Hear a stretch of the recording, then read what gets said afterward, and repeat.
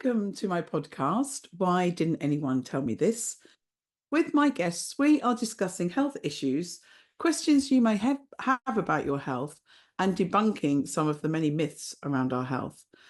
And I am so pleased to launch the series on embracing age for World Menopause Day 2024.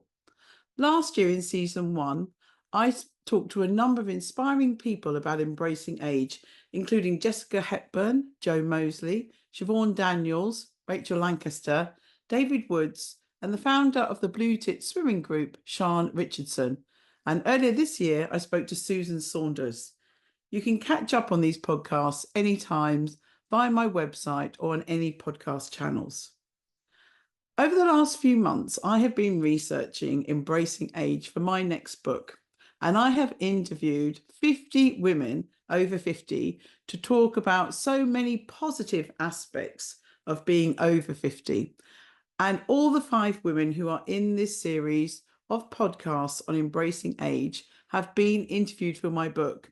So you'll soon be able to hear more about their stories in my book. So who better to kick off this series than the wonderful Kate Codrington, author of Second Spring. Kate is a pioneering pro-aging activist, author, menstrual health menopause mentor, speaker, workshop facilitator, artist, yoga nidra guide, podcaster, and has been a therapist for over 30 years. Wow, that is so inspiring. She is author of 2 books, and we're going to talk about both of these today. Second Spring, The Self-Care Guide to Menopause, and just out, The Perimenopause Journal. Kate's mission is to change the way we regard menopause and show how we can relax into our own inner authority through our cyclical nature and menopause process. She refuses to take herself too seriously and try to never take on anything that is not pleasurable and delicious. I love that. She is also an artist, currently weaving textiles, words, story, and stitch. She's in her second spring, which means post-menopause, and has deep gratitude for the education that the menopause process has gifted her. It was ouchy for sure, but it did what years of therapy did not. It took her head out of her arse. I love that. Welcome, Kate. My head coming out my arse.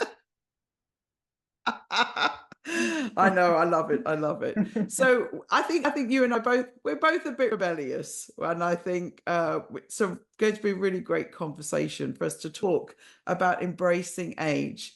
Now, Kate, I love to start by asking my guests what led them to the career they've been doing now. And you do so many things. So please tell us about what's led you to the passion for the work that you are doing now. Well, it's all about me, of course. It's all about trying to understand what the hell is going on with me, and then looking around and really not finding nuanced, complex, connected answers in the mainstream. So my journey started really with trying to connect to my body and develop some kind of capacity for intimacy with other humans. And that took me into body psychotherapy, and I studied with Gerda Boysen in the 1990s. And Gerda Boysen, I'm just going to give her a wave the flag for Gerda Boysen, because she's an absolute pioneer in the body-mind sphere, and is now largely forgotten, mostly because she used touch, she used massage, which in the psychotherapy world was seen as, transgressive. There were messy, it was expected to be sexual, it was expected to be messy boundaries, and worse, it was feminine. So she was using, she was working with fascia, which is now like wildly popular and fashionable in all spheres, in the 1950s in Oslo. So yeah, go look up Gerda Boysen and biodynamic work, people. So I did not 1 but 2 body psychotherapy trainings, and that kind of led me into a kind of comfort with myself, And that gave me a really good position to meet other people and to work with clients. Next up, it was the revolution of parenthood, of conception, pregnancy, and birth, which is obviously a whole other rite of passage. And after that, I had experienced a lot of the disconnection and difficulty with that. And again, really not finding the active birth movement wasn't really there. Doulas were something that only very special people had, you know, it wasn't for the kind of ordinary people. I found work Well Mother with Suzanne Yates, which is a combination of Eastern and Western approaches to massage to posture and movement. And then along came perimenopause with quite young children. So I had my second child when I was 40. So I was kind of in perimenopause and postnatal all at the same time, which is a holy mess, which as anybody who's been there will know. So I started to kind of look around at what the hell was going on. And I think perimenopause hadn't been invented then. I don't know what your experience is. It didn't really exist. You know, there was menopause and then you were old. So the only people who were speaking to that was the abdominal massage gang, the Arvigo, Mayan abdominal massage people who were talking about that as something significant and transformative. So I went off to learn. I didn't learn the Arvigo style. I learned what's it called? Abdominal sacral massage. And that kind of really connected me into femininity, actually, and what the hell that means. You know, living in a patriarchal culture and really not liking what women were supposed to look like, or not being able to relate to any of this stuff, really struggling with definitions of motherhood and being absolutely in service to my little people. It took contact and time spent in peaceful locations and really connecting with my womb, with my roots, to really kind of get a grip on my own version of how I want to be female, which is cyclical. And we'll talk a lot more about what that means for people. And then that took me into Uma Dinsmore Tooley's womb yoga, and finally into my connection with Red School. And basically I've followed Alexandra Pope around like a little dog for the last 20 years, because she came up with this wonderful construction of the seasons of menstruality and the seasons of life and the way that we ebb and flow through life. And this made sense to me, that this an approach that is both intellectual and grounded in physical lived experience of our lives. It's instantly understandable, intuitively understandable for most people, and also incredibly deep and useful in terms of helping us to understand how to look after ourselves.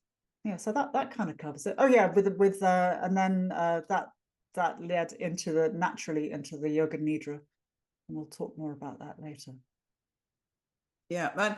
I know what you say about menopause wasn't invented when you went through it. I've heard many women say that, and I know some people think, what do they mean? But it was just not talked about. There's still many cultures where it's not talked about, and they don't have a word for it in some countries. And for me, I did know, because I work in women's health. And actually, as I was going through menopause, one of my students was doing a project on looking at a very large data set of women and looking at those that had done quite a bit of exercise during their menopause.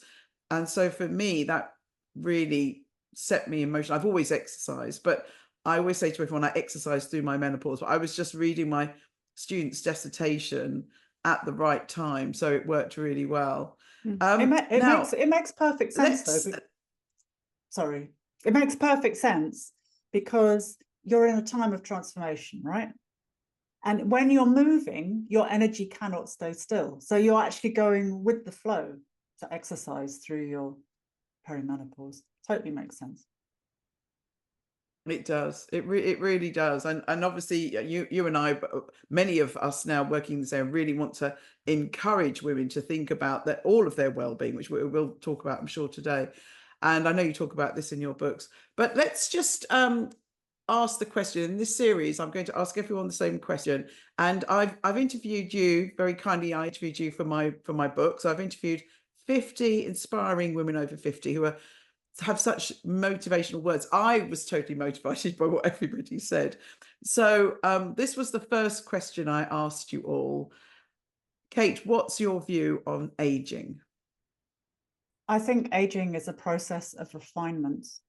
It's a process of becoming your own super nerd, super nerds on ourselves, you know, so that we might become vulnerable, our vulnerabilities become more obvious for sure, but we become more refined at knowing what is pleasurable, what suits us, and how to care for ourselves, and what makes us happy. And we can just drop the rest so that we can live more expansively as we age.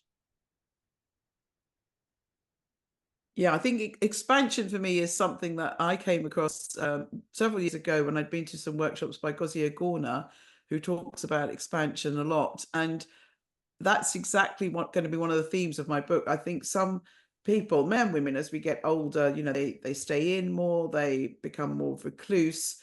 But those 50 women I've interviewed are the total opposite. They are expanding, they're out there, they're living their best life. And in your two beautiful books, so Second Spring and the Perimenopause Journal, you talk about the perimenopause in a very beautiful way and beyond the perimenopause, especially. So, can you tell us more in your words about how you feel about perimenopause and postmenopause? A few words. I mean, the books are both, their purpose is to reassure people that they're not going mad. But instead, in a process of being upgraded, we get an upgrade in perimenopause. And if you have watched Doctor Who, which for people outside the UK is an excellent television program, you will see that when the Doctor regenerates, it's not easy. No, there's a lot of drama that goes on.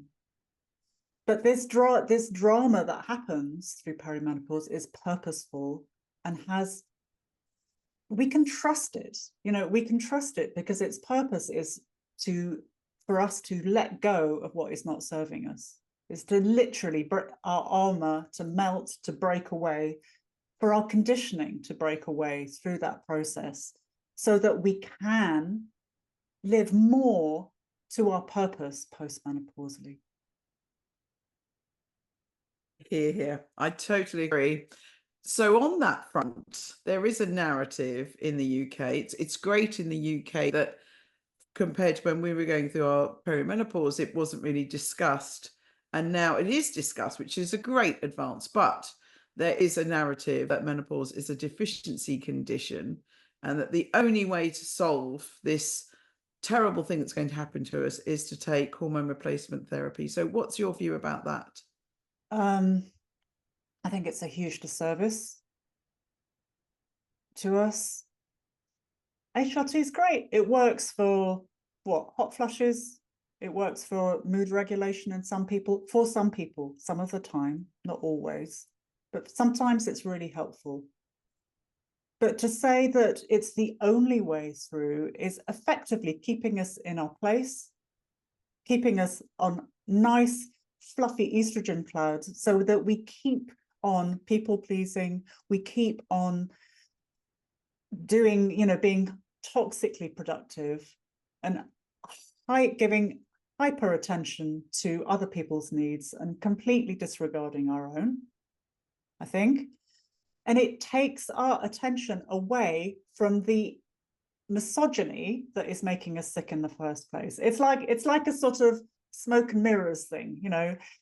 If we were all on HRT, then we can all behave nicely and look nicely and smile while we're doing all these 5,000 hard things with a nice arse and a nice little pout.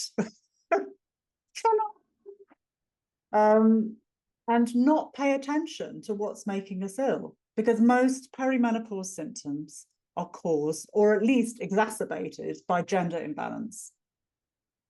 We're chronically stressed all through our adult lives, primarily because we have this sense, be just to the left of ourselves, or often front and center, that we're not enough, that we're not good enough, that we should be trying harder, that we're not clever enough, that we should be succeeding more, that we should be, you know, and God bless our feminist sisters of previous generations.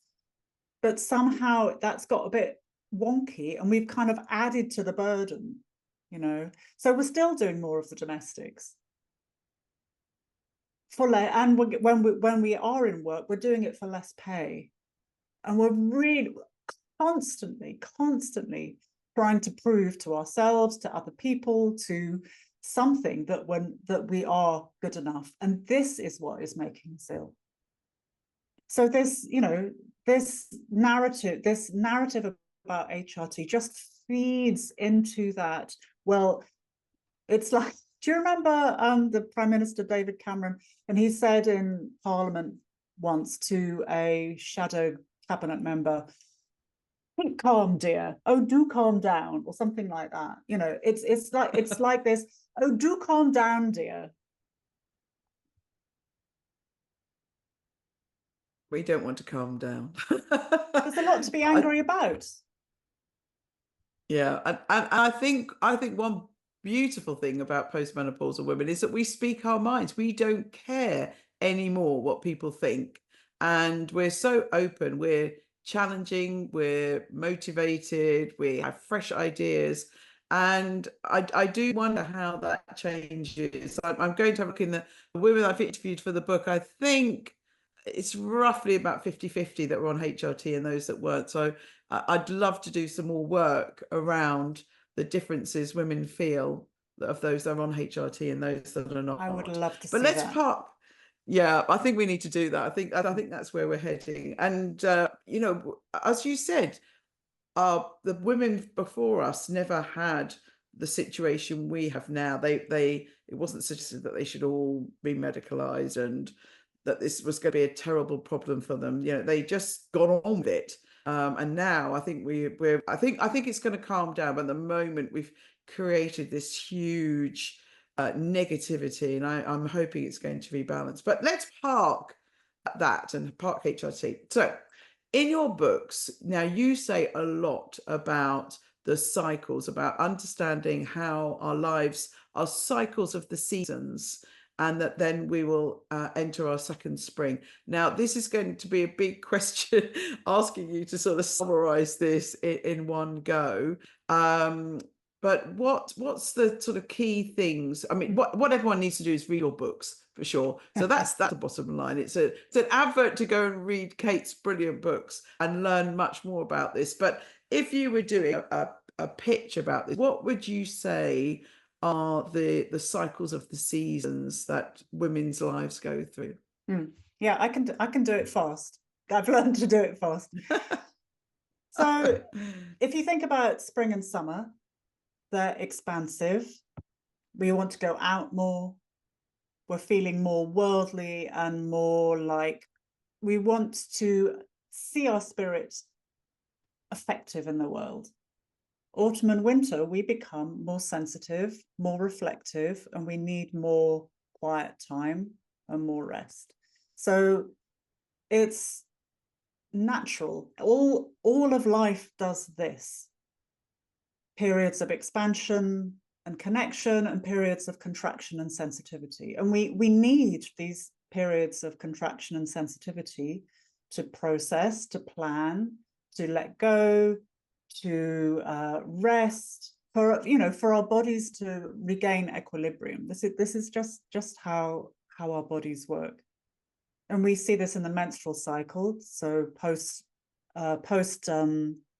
menstruation is spring, an ovulatory summer, then a premenstrual autumn and a menstrual winter.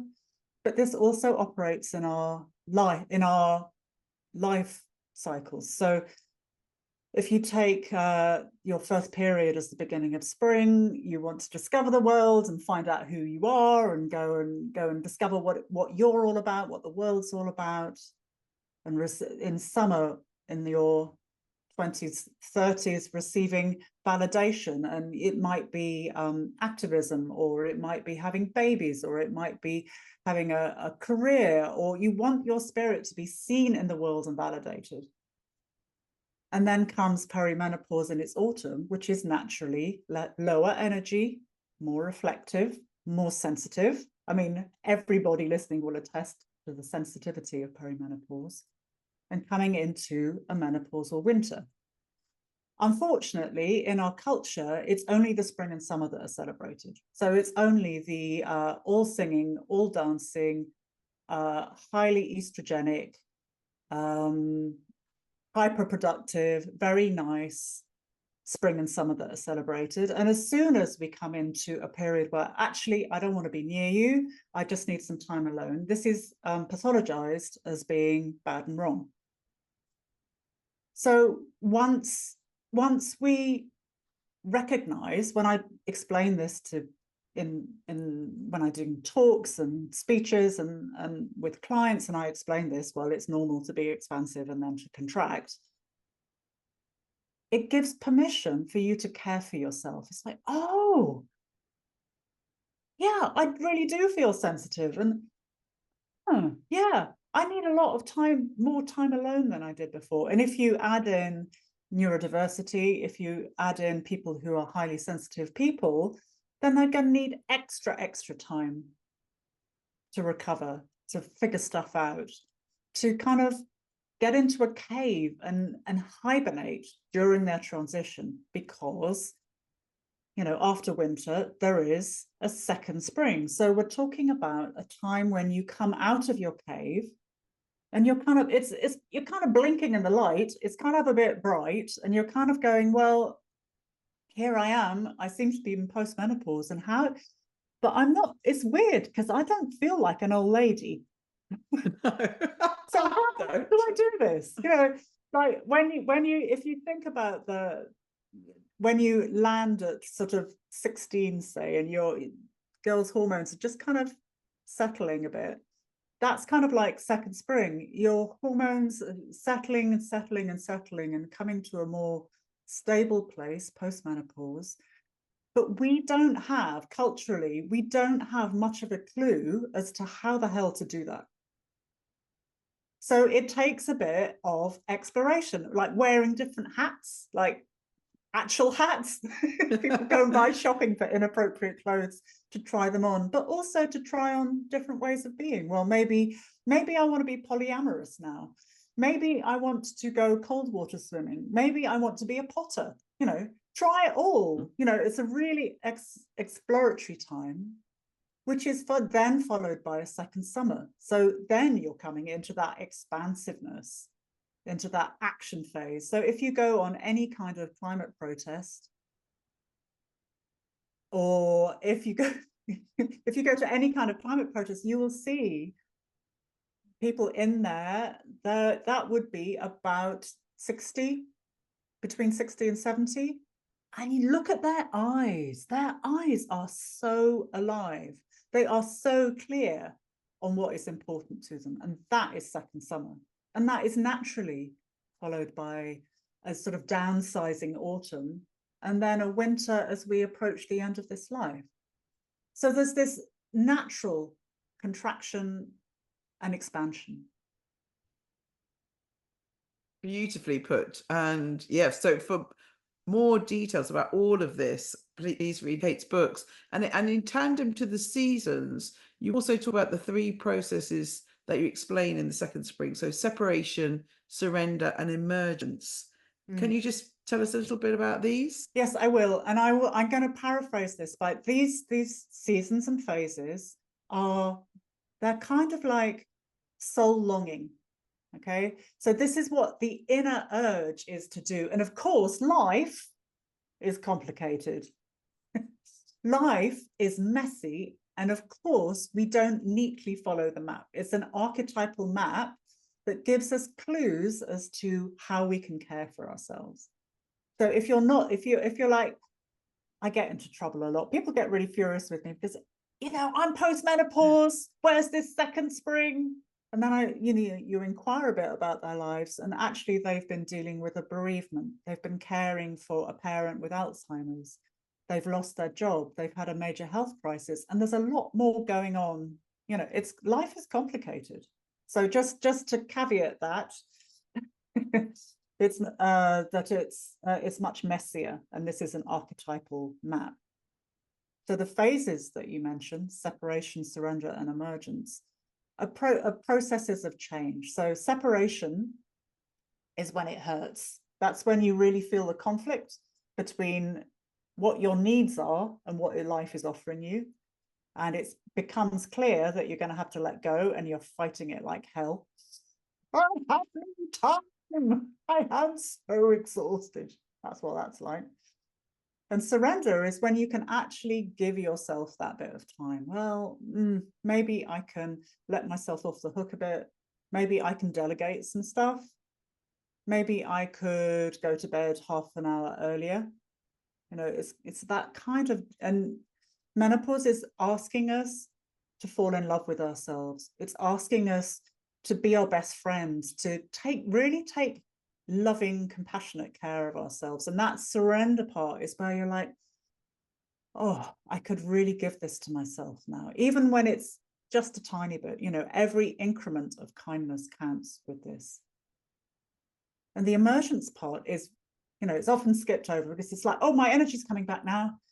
I'm feeling really fine, so I'm going to go off and be really helpful and lovely to people. And finish with all that boring old menopause business. No, I'm over that. I'm so over that. So our natural inclination, and especially given the culture that we live in, is to hop out back into the world, being as busy as we can, as quickly as possible, in which case we burn out again. So this emergent phase is a phase of gathering energy and holding it for ourselves.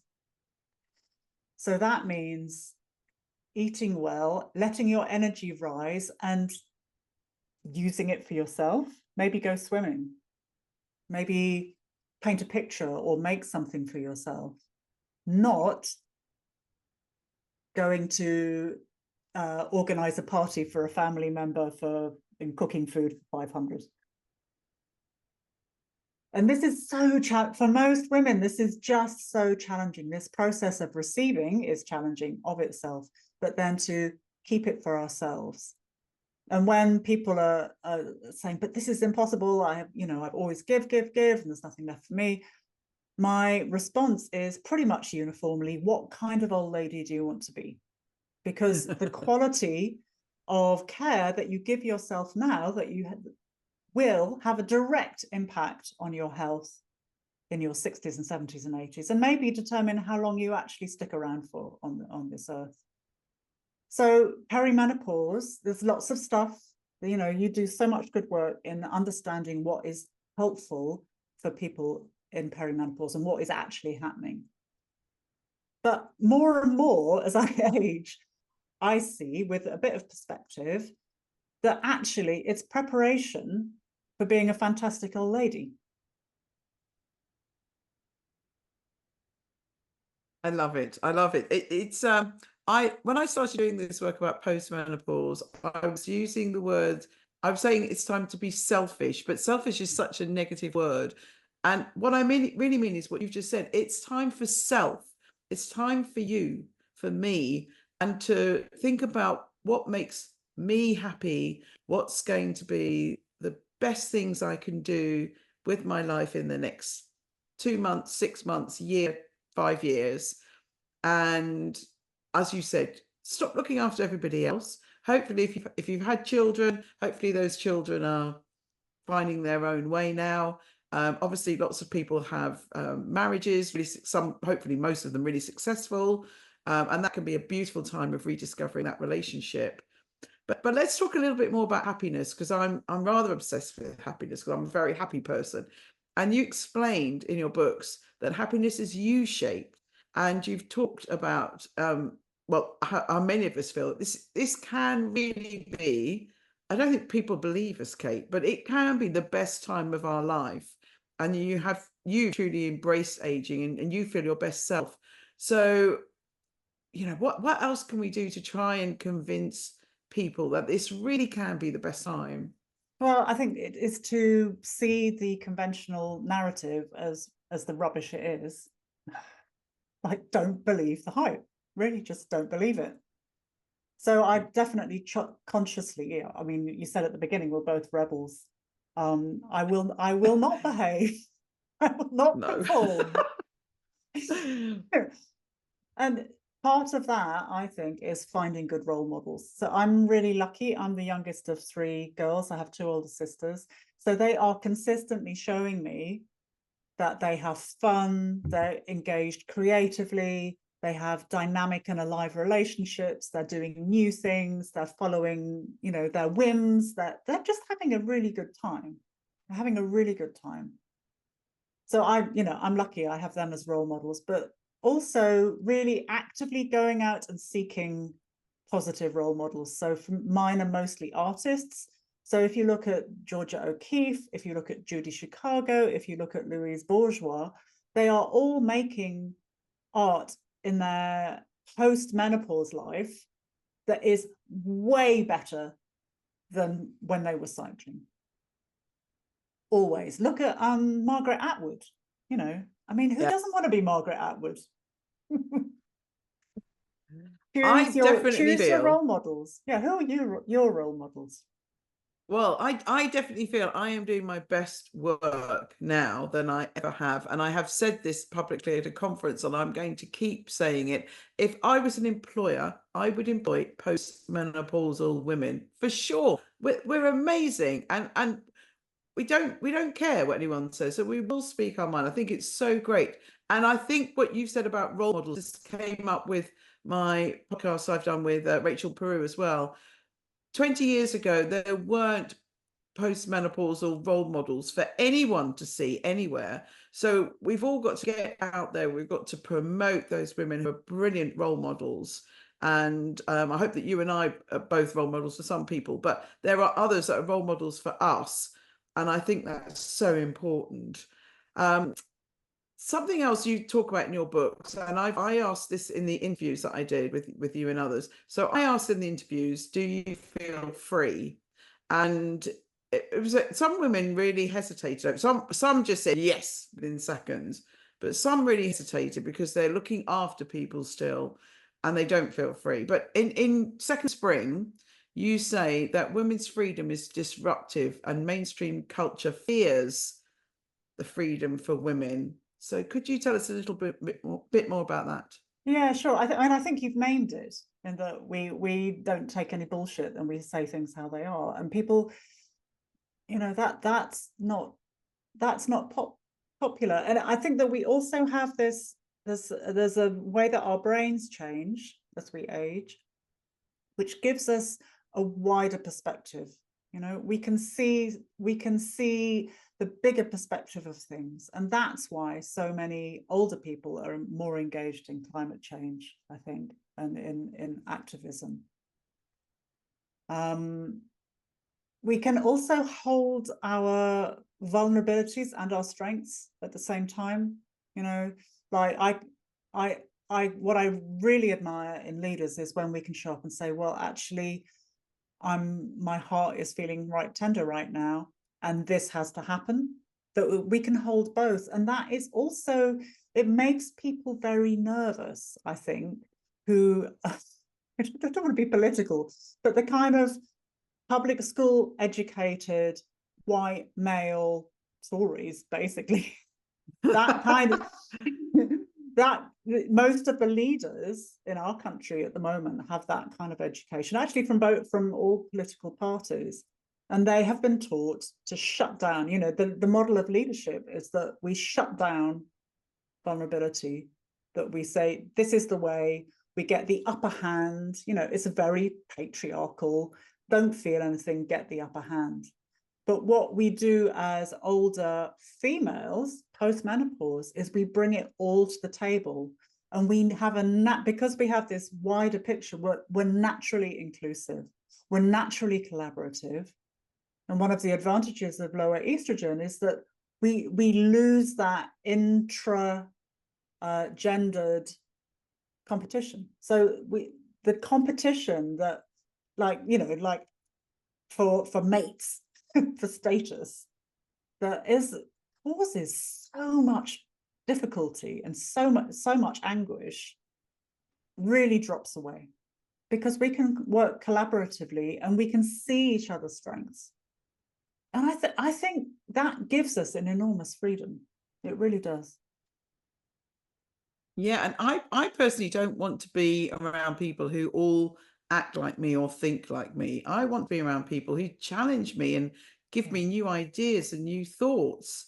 And I've really noticed that happens with, well, women of all ages, but especially the postmenopausal women. We're out there, you know. Well, not all of us, but hopefully all of us soon. Now, let's move on to more practical things. So in both books, you talk about the importance of tracking or charting. So what does that involve? Well, it's really simple. It's just noticing your energy levels each day and caring for that. That's all that's required, really. And in the perimenopause journal, it has a particular focus. It asks you to notice what season you're in. You know, am I a bit woo, or am I a bit I mean, really that simple. It's not complicated. The challenge is how do I care for that each day? So over time, you grow this library of care. And, you know, it's the complete opposite to a narrative of fear. This is a narrative about care and love and looking after. So that when you look back over the months and weeks, you see how you have cared for yourself and what's got in the way. You know, we need clarity about how we're tripping ourselves up. So this tracking just helps us to notice how we're caring for ourselves. And if you're interested, you can track with the moon and see if there are patterns within the moon cycle. So lots of people find typically that their sleep is disrupted at the full moon. So just knowing that, you could remember not to schedule in a massive, great presentation on the day of the full moon, because you'll be as mad as a bag of frogs. Well, I will be.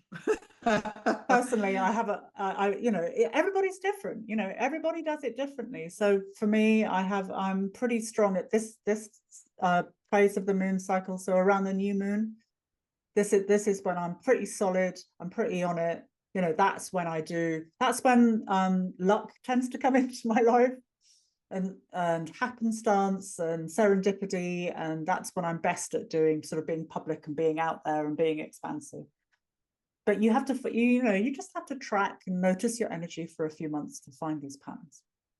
Also, it helps to remember when you started taking the bloody supplements or changed your diet, and if it's any good, you know, if it works. So that, yeah, practical stuff too. Yeah, well, our menopause program, as you know, we've called it In Tune, because we want women to be in tune with their bodies, and charting and tracking is absolutely part of that. So lots of the women, almost actually vast majority of the women I interviewed for the book, said that alcohol just destroys them and they can't drink. So our bodies are changing, our minds are changing, as you said. So I think checking, you know, maybe you did a certain fitness thing and then actually you realize that evening you weren't feeling well, or you eating certain foods or being with certain people. So I think just keeping that track of your life and what's making you feel great and what's not, and as you said, the moon, I think that's a really good bit of advice, because we are changing. It's called the change. We're changing, and we may have to alter our lives to cope with that. And you've also talked about journaling. So your second book, obviously, it's called the Perimenopause Journal. So journaling is a great thing. Tell us more about why you think journaling is important. Well, as a writer, that's how I think and how I figure stuff out. So I have it's naturally a place where I would go to. But it's it's kind of like cut price counseling in a way, because you can say all the unsayable things, and if you don't want, and then you can take the unsayable things and burn them. Yeah. Yeah. There's a lot of research to show how helpful journaling is, and I think that there's something about, for me, I use a proper pen and paper, and there's something about the flow of ink and the rhythm of it that really helps to settle me, and it kind of clears the top. I have a lot of chaos going on inside my head. I'm sure you can tell listening to this, but it takes off this kind of top layer of chaos so that I can settle and I can get a bit clearer about my intentions. And I work a lot with intention through the months so that I can check in on where I am with that, having a clear intention that I can come back to. And then again, I can see what gets in the way. Really, really helpful. Yeah, burn it down. Very good for inner critics. Yeah. Which, and endless inner critics. And let's talk a little bit more about well-being. So we've discussed this a little bit, but you are a big fan of yoga nidra, and I've met many people recently who don't understand. They think it's a new type of yoga class. So can you tell us what yoga nidra is and why you think meditation and rest are so important? Well, as we've discussed, perimenopause and menopause are autumn and wintry times. So they're times when we naturally have lower energy and we need more reflection time. And the yoga nidra kind of does it. And what it is a guided, it's a fancy name for a guided meditation.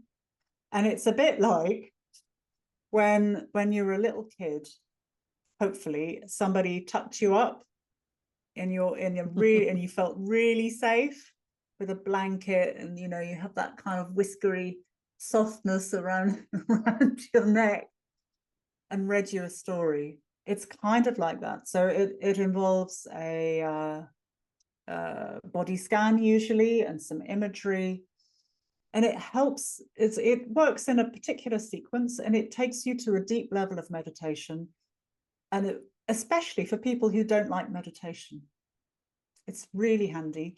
You rest for 20 minutes.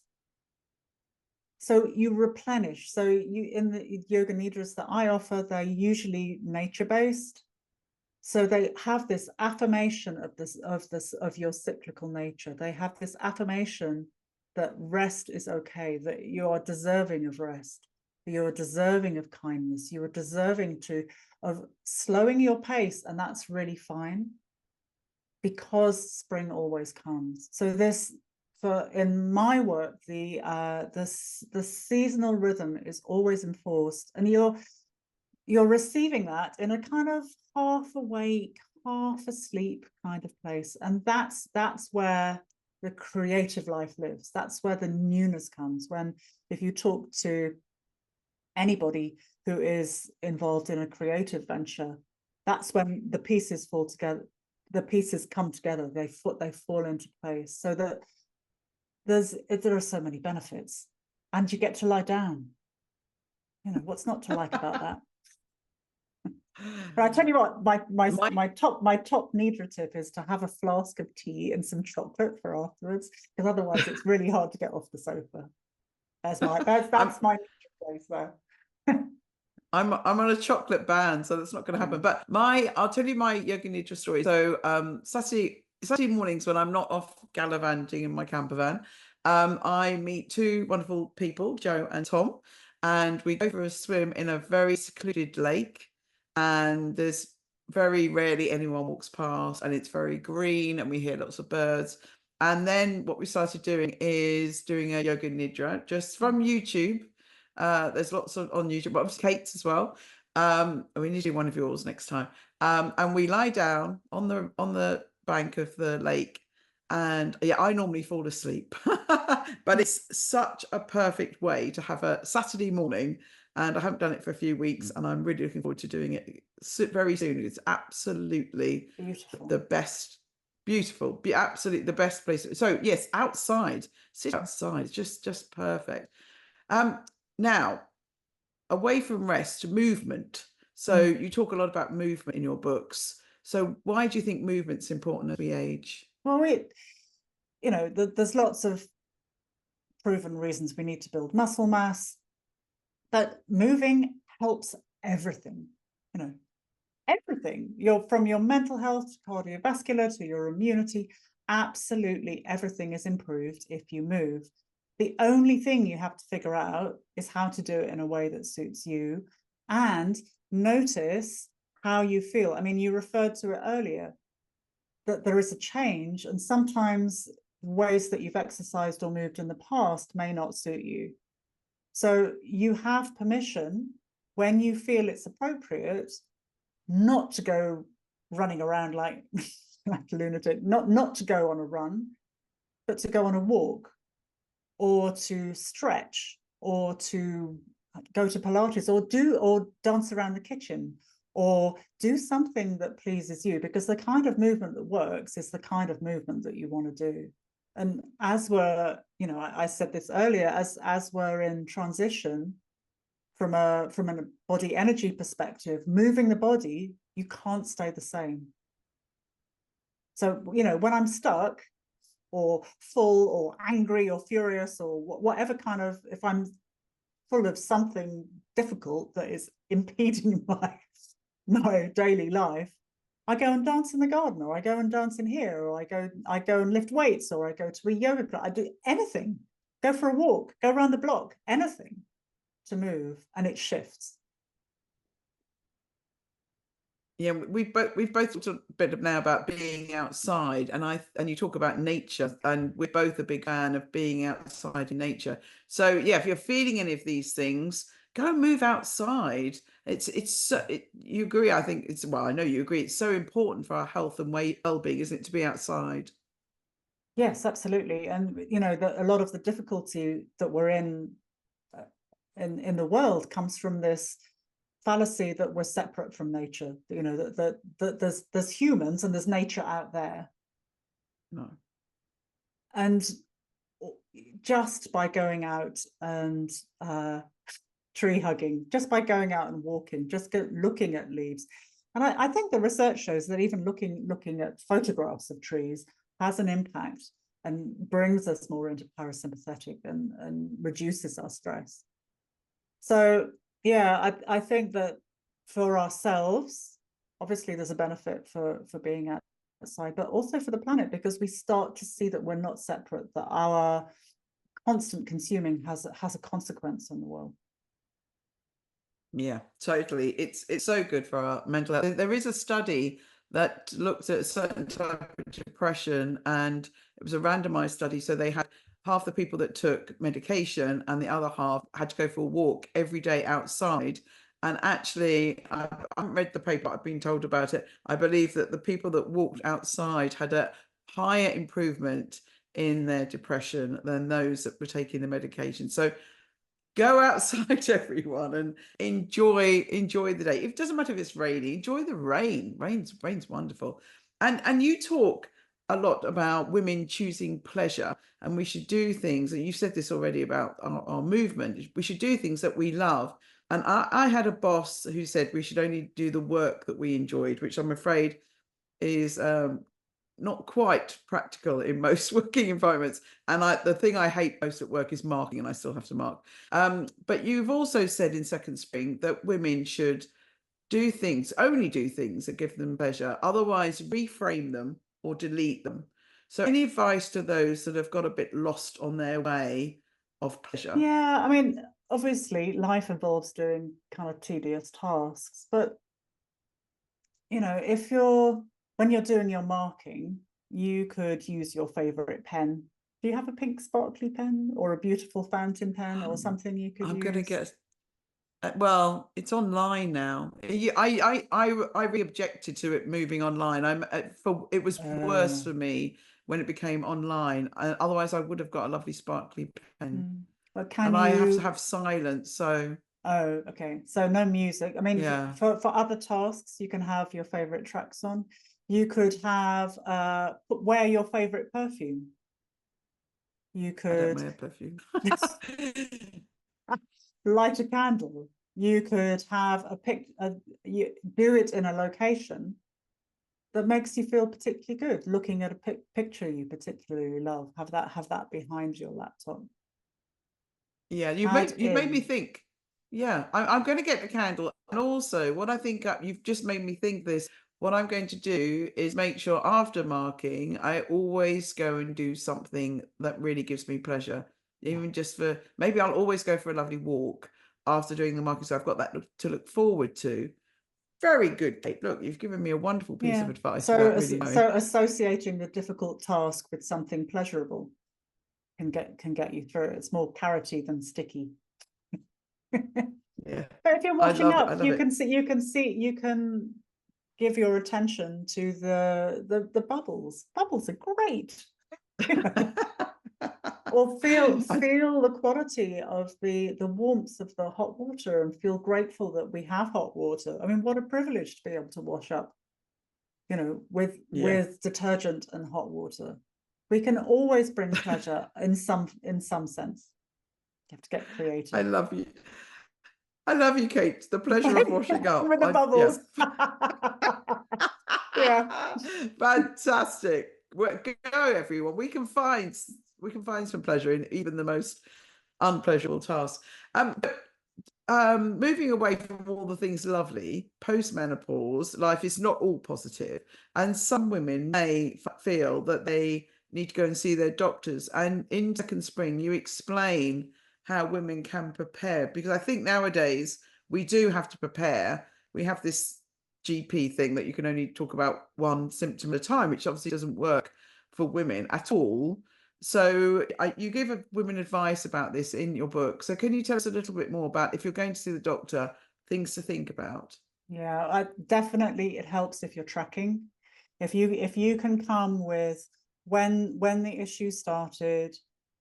And I hate rating things out of 10. It's so reductive. But if you can, it helps as a communication device to explain to somebody how severe it is.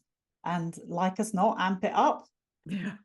Because the way things are at the moment, unless it's a 10, then you're more likely to be dismissed. And of course, this isn't true of all GPs, but I hear a lot that this happens. How long it's been going on for, what's been happening, and also track all the other stuff that you're doing, like how long you've been exercising, what you've been eating, and all those kinds of things as well, and write a list of exactly what you want to say, and brain fog. And it's a constant irony that when you're unwell and vulnerable, it's the worst time to go and advocate for yourself. So you can take somebody with you, take a friend with you. If you're feeling really wobbly, take a friend with you. There's no shame in doing that. Call in your support people to go in with you, or you can practice saying what you need to the doctor. And they're very good. Yeah, there's a whole list in Second Spring of advice for that. And also Laura Brydon also has very good ways, she has little inserts in her books of describing what language to use with your physician, with your GP. Very helpful. That's Laura Brydon. We can put her books in the show notes as well. And I totally agree. Ramp it up. I think we probably sort of, go in quite meekly, and we don't want to concern them, etc. So ramp up whatever. I definitely say this to all my friends. Now, just finally getting back to the positives, you and I, we love women's circles. And you just said then, take a friend with you. I think this is more important than ever at this stage of our lives. It doesn't have to be a big group of people, but you may have some deep friends and some acquaintances, but getting those women's circles together, it's a great way for women to support each other and to not feel alone, which can become a problem as we are aging, and we want to embrace age. So why do you feel women's circles are so important?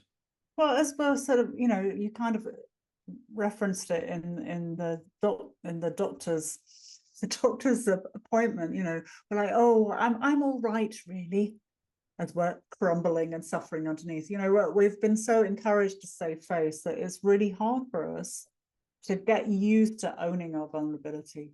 And so we feel alone with it. We feel typically really quite isolated.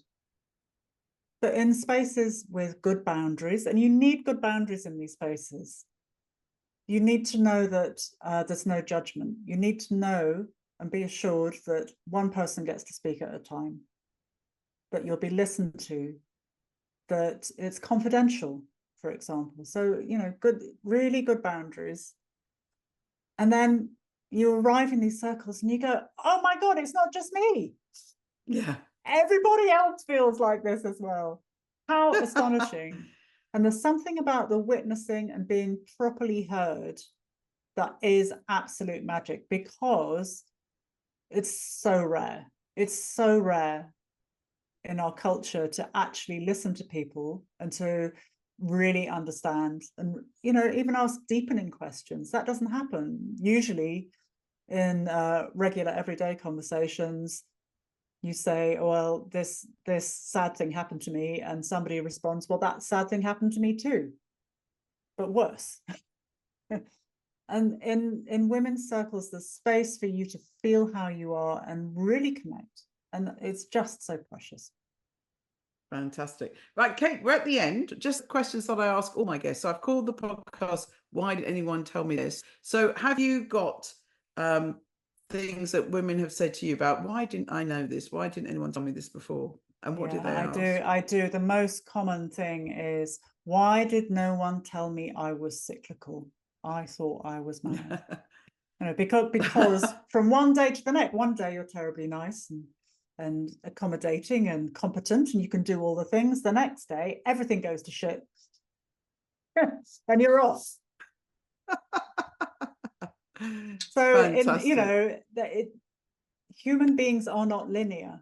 We are cyclical, and that will, for menstruating people, that will likely be day 21. That happens, and you know, in perimenopause, definitely that's going to happen, and that's normal and correct. And just knowing that it's correct, you're cyclical. This stuff happens. Wise words. So, Kate, final questions, and you've told me this when I interviewed you for my book, but I'm going to ask you again. What makes you happy, and where is your happy place? Oh, yeah, I can't remember what I said before, but I was thinking about this morning, and this week, what makes me happy is drawing at my kitchen table, while the sort of hum of domestic life goes on around me. So sort of chatting with my kids if they're around, or my partner or friends, and there's Radio 6 on, so there's some banging tunes and a bit of chat, and I'm just gently drawing away. And yeah, that's a really nice hum for me. Fabulous. And the very final question, Kate, what advice would you give your younger self? That you are absolutely bloody lovable exactly as you are, and you don't need to change. You are indeed, Kate. What a brilliant way to finish. Kate, thank you. We have had some problems. I was trying to do this on my normal podcast platform, and it's been a bit of a disaster. I don't know what's gone on with that. I'm going to change platforms after today. That's it. So we've done this on Zoom. So I hope it's all come out well for everybody. But Kate, thank you so much. We are embracing age, you and I, and many others. And for those that are not watching on YouTube, Kate is wearing her lovely crone necklace. So Kate, thank you so much. Thank you, Joyce. It's always fun chatting with you. Always fun when we're all together. Fantastic. Thank you. Thank you.